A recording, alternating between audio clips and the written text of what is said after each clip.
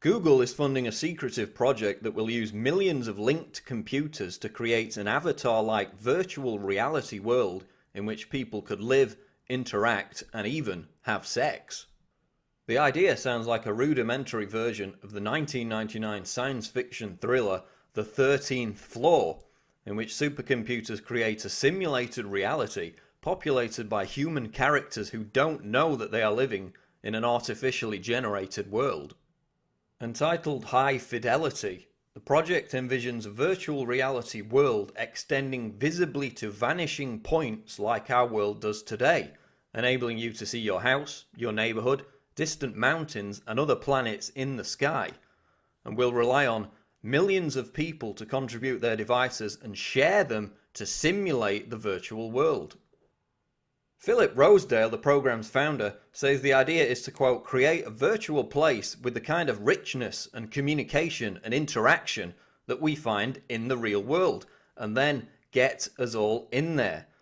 Rosedale boldly predicts that within 6 years, high fidelity will allow people to immerse themselves in virtual landscapes that resemble cutting-edge CGI environments seen in movies like Avatar and Star Trek.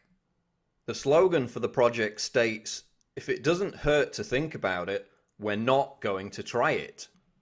According to a report by Singularity Hub's Jason Dorrier, the project will utilize a second or third generation version of Oculus Rift, the virtual reality headset, in addition to an array of body sensing technology, in order to create a tactile environment with virtually instantaneous communication between physical movement and the behavior of the individual's avatar within the virtual reality world.